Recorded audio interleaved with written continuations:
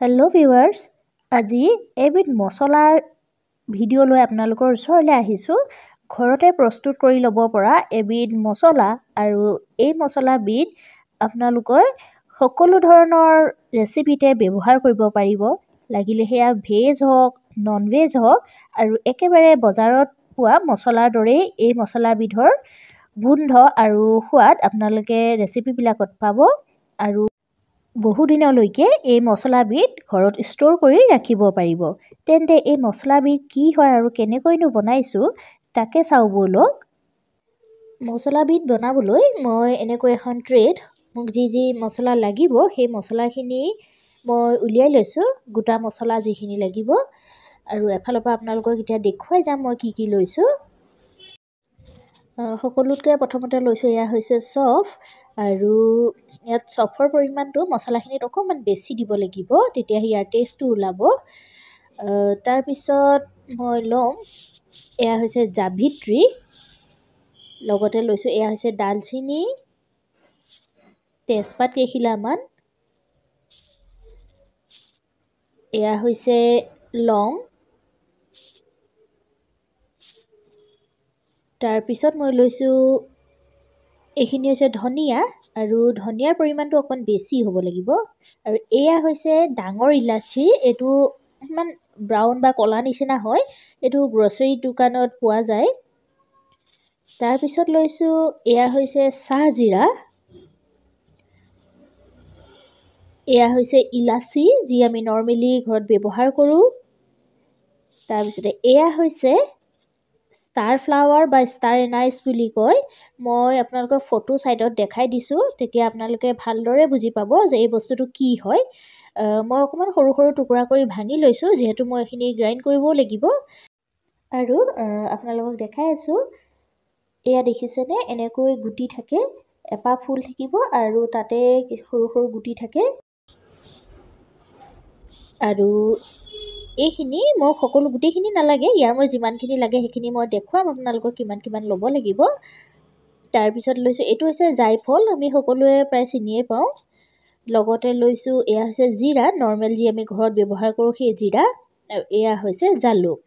এই গোটেইখিনি মই এখন ট্ৰেত এনেকৈ উলিয়াই ল'লোঁ। আৰু এতিয়া মই এখন প্লেট ল'ম আৰু ইয়াত মই কিমান কোৱান্টিটি দি যাম আপোনালোকক সকলোখিনি কৈ যাম।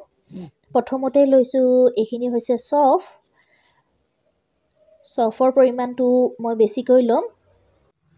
ইয়াত প্ৰায় মই 4 টিস্পুনমান চফ ল'ম।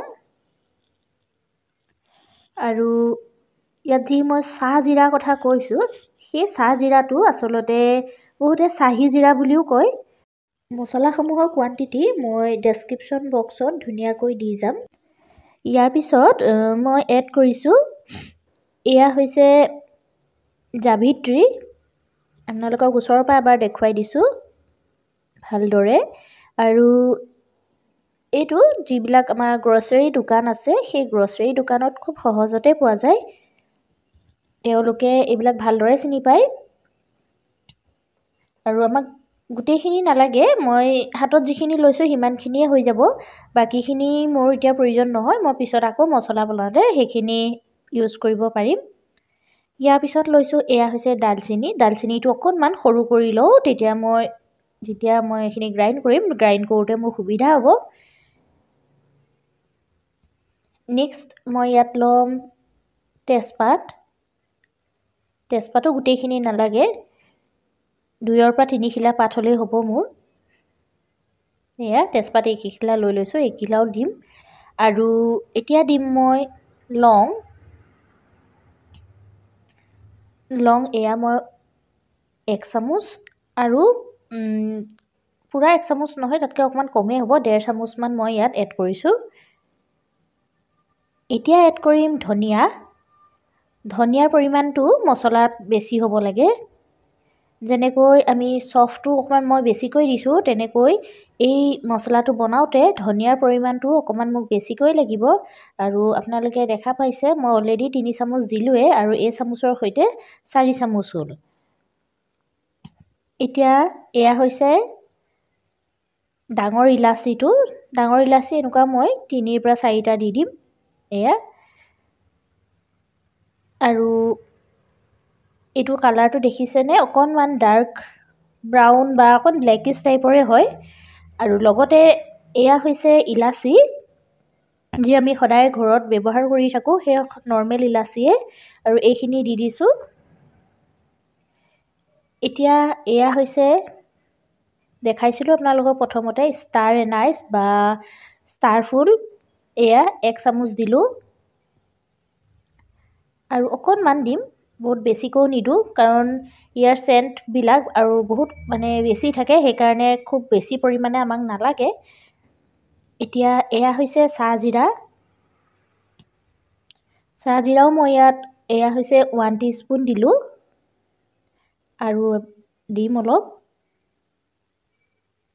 এয়া আৰু 1 টিস্পুন 2 টিস্পুন চাহজিৰা আৰু লগতে এয়া হৈছে জালুক দিছোঁ জালুকটো আপোনালোকৰ নিজৰ প্ৰয়োজন অনুপাতে দিব মই মোৰ জোখ অনুপাতে দিছোঁ কাৰণ বেছিকৈ জালুক দিলেও মছলাটো জ্বলা হৈ যাব পাৰে সেইকাৰণে মই 1 টিস্পুন দিছোঁ আৰু এয়া হৈছে জিৰা যি নৰ্মেল আমি ঘৰত ব্যৱহাৰ কৰি থাকোঁ সেই জিৰা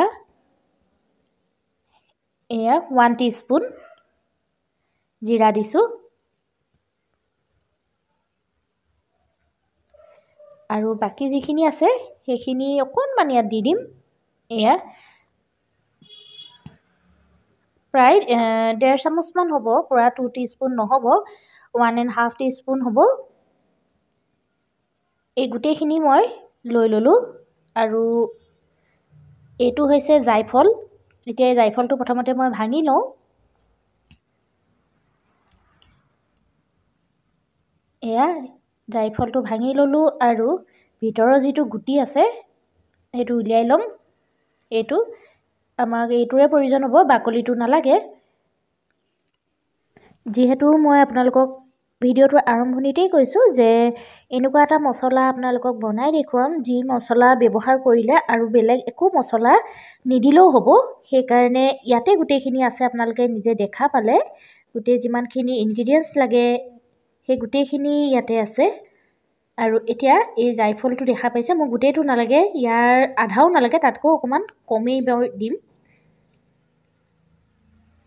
ভালকৈ কাটি লৈছোঁ আৰু পুৰা আধা নিদোঁ সৰু ডখৰে দিম মই এয়া সৰু ডখৰ দিছোঁ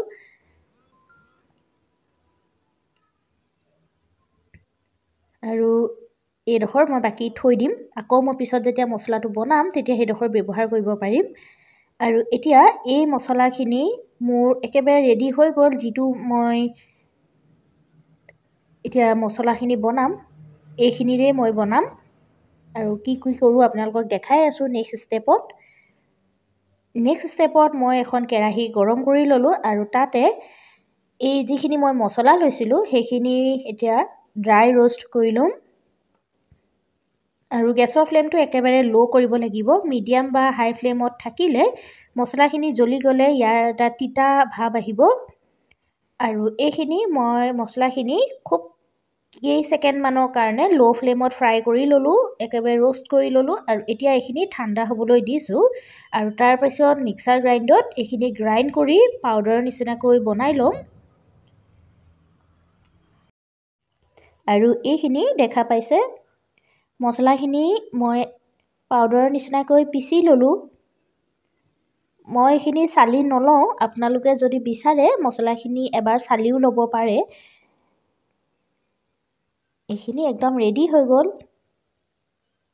আৰু এতিয়া এনেকৈ মই এটা বটলত ভৰাই থৈছোঁ আৰু এই মছলাটো আপোনালোকে 2 মাহ 3 মাহ বহু দিনলৈকে ভালদৰে এয়াৰটাইট কণ্টেইনাৰত ৰাখিব পাৰিব কোনো ধৰণৰ বেয়া নহয় আপোনালোকে বেলেগ একো মছলা ব্যৱহাৰ নকৰিলেও হ'ব অকল এইবিধ মছলা ব্যৱহাৰ কৰিয়েই খুব সুন্দৰকৈ সোৱাদ লগাকৈ সকলো ধৰণৰ ৰেচিপি বনাব পাৰিব যিহেতু ইয়াত জিৰা ধনিয়া গৰম মছলা এই সকলোখিনি আছে সেইকাৰণে এই মছলাবিধ দিলেই আপোনালোকে বাকী একো মছলাৰ প্ৰয়োজন নহ'ব ভেজ ৰেচিপিয়ে হওক বা নন ভেজ ৰেচিপিয়ে হওক মাছ মাংস পনীৰ বিৰিয়ানী পোলাও এই সকলো ৰেচিপিতে এই মছলাবিধ আপোনালোকে ব্যৱহাৰ কৰিব পাৰিব আৰু ইয়াৰ পৰিমাণটো কেৱল আপোনালোকে নিজৰ প্ৰয়োজন অনুপাতে ৰেচিপিবিলাকত দিলেই হ'ল তেন্তে আজিৰ এই ভিডিঅ'টো চাই আপোনালোকৰ কেনে লাগিল মোক কমেণ্ট বক্সত জনাবলৈ নাপাহৰিব